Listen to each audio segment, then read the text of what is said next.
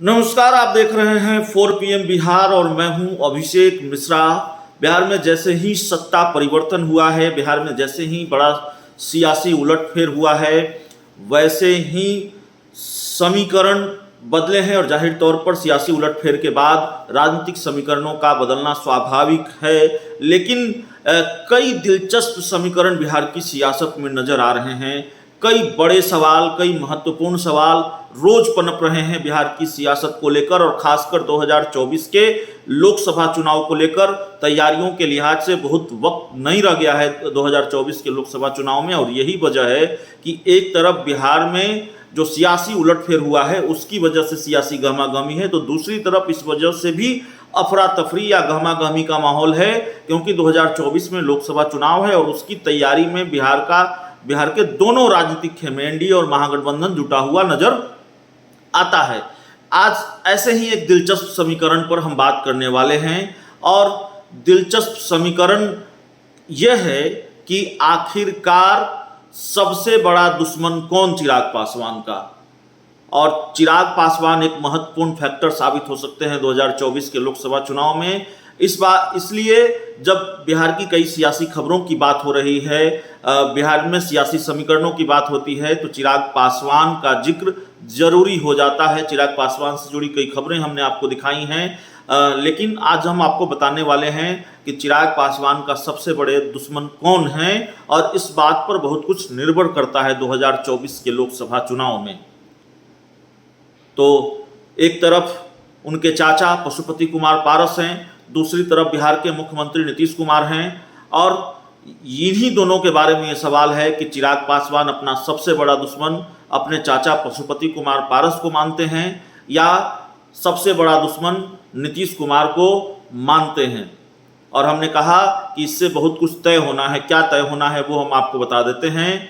जाहिर है चिराग पासवान का एनडीए में जाना तकरीबन तय नजर आ रहा है, और चिराग पासवान के पास जो मुफीद विकल्प है, जो सबसे सही विकल्प नजर आ रहा है, वो एनडीए का ही नजर आ रहा है।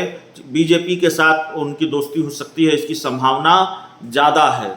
लेकिन सवाल यह है कि चिराग पासवान अपने चाचा को सबसे बड़ा दुश्मन मानते हैं या नीतीश कुमार को सबसे बड़ा दुश्मन मानते हैं। अगर चाचा को सबसे बड़ा दुश्मन मानते हैं तो जैसा कि उन्होंने कहा है, जिस खेमे में चाचा रहेंगे उस खेमे में वो नहीं जाएंगे, जिस गठबंधन का हिस्सा वो उनके चाचा रहेंगे उस गठबंधन का हिस्सा वो नहीं बनेंगे। तो जाहिर है अगर चिराग पासवान ऐसा करते हैं, अगर बीजेपी पशुपति पारस को एनडीए से बाहर का रास्ता नहीं दिखाती है और ऐसी स्थिति में चिराग पासवान एनडीए में नहीं जाते हैं, तो सवाल है कि क्या चिराग पासवान महागठबंधन में जाएंगे जहां नीतीश कुमार हैं, या फिर वो तीसरे मोर्चे में शामिल होंगे। और तीसरे मोर्चे के नाम पर बिहार में फिलहाल कुछ नज़र नहीं आता है। चिराग पासवान के पास 3 विकल्प हैं, या तो अकेले चलें, लेकिन उन्होंने ऐलान कर रखा है कि वो अगला चुनाव किसी न किसी गठबंधन में जरूर लड़ेंगे। दूसरी तरफ वो ये भी कह रहे हैं कि पशुपति कुमार पारस के साथ नहीं जाएंगे, बल्कि वो जिस गठबंधन का हिस्सा होंगे उस गठबंधन में भी नहीं जाएंगे। तो एनडीए में जाने का विकल्प भी उनके पास नहीं दिखता है। तीसरा विकल्प महागठबंधन है जहां नीतीश कुमार हैं, तो नीतीश कुमार के साथ भी नहीं जाएंगे, यह भी चिराग पासवान ने ऐलान कर रखा है। तीसरे मोर्चे के नाम पर बिहार में कुछ है नहीं। मुकेश सहनी हैं जो किसी गठबंधन में अभी नहीं हैं, चिराग पासवान किसी गठबंधन में नहीं है, और पप्पू यादव किसी गठबंधन में नहीं है। तो क्या इन लोगों के साथ गठबंधन होगा, इन लोगों का एक मोर्चा बनेगा, और ये मोर्चा कितना फायदेमंद होगा चिराग पासवान ये जानते हैं, बहुत फायदा नहीं है। उपेंद्र कुशवाहा और पप्पू यादव 2020 के विधानसभा चुनाव में ये करके देख चुके हैं और नुकसान के सिवाय कुछ मिला नहीं है।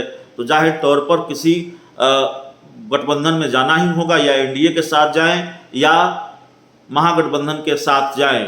तो सवाल यह है कि अगर चिराग पासवान ने चाचा पशुपति पारस को अपना सबसे बड़ा दुश्मन माना, तो मानकर चलिए कि जेडीयू का जो मिशन 40 है या महागठबंधन का जो मिशन 40 है उसमें चिराग पासवान परोक्ष रूप से या प्रत्यक्ष रूप से मदद ही करेंगे। प्रत्यक्ष रूप से उम्मीद कम है, क्योंकि चिराग पासवान को यह मैसेज भी देना है कि ना हमने नीतीश कुमार से समझौता किया, ना हमने पशुपति पारस से समझौता किया। लेकिन अगर बीजेपी चिराग पासवान की शर्तों को नहीं मानती है और चिराग पासवान अकेले चुनाव लड़ते हैं 2024 का लोकसभा चुनाव, और नीतीश कुमार से बड़ा दुश्मन पशुपति कुमार पारस को मानते हैं, और पशुपति कुमार पारस को साथ रखने वाले बीजेपी को भी अपना बड़ा दुश्मन मानते हैं, और उनके साथ वही खेल करते हैं जो 2020 के लोकसभा चुनाव में नीतीश कुमार के साथ किया चिराग पासवान ने, तो जाहिर तौर पर बीजेपी की राह मुश्किल हो जाएगी, बीजेपी का रास्ता मुश्किल हो जाएगा, और बिहार में एक बड़ा दिलचस्प समीकरण देखने को मिलेगा, परोक्ष रूप से ही सही, लेकिन नीतीश कुमार, चिराग पासवान और तेजस्वी यादव की तिकड़ी बिहार में बीजेपी को हराएगी, बिहार में बीजेपी की राह मुश्किल करेगी, क्योंकि ये समीकरण साफ है। चिराग पासवान के पास 6% वोट बैंक है, दलित वोट बैंक है, उनकी राजनीतिक पूंजी है, और अब भी चिराग पासवान की पकड़ इस वोट बैंक पर है। और जाहिर तौर पर चिराग पासवान अगर अकेले लड़ते हैं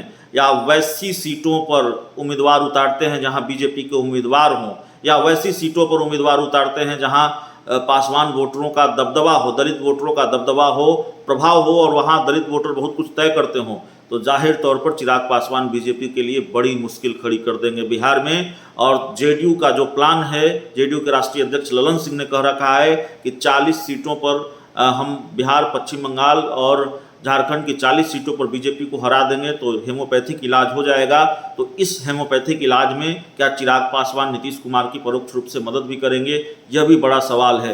तो जाहिर तौर पर अभी समीकरण यही दिख रहा है कि चिराग पासवान ने संकेत दिए हैं कि नीतीश कुमार से बड़े दुश्मन उनके चाचा पशुपति कुमार पारस हैं, बीजेपी को उनकी शर्त माननी होगी, और चिराग के करीबी सूत्रों ने बताया है कि अगर बीजेपी ने शर्त नहीं मानी तो बहुत खतरनाक प्लान है चिराग पासवान के पास, और कोई छुपा हुआ प्लान नहीं है, कोई सीक्रेट प्लान नहीं है।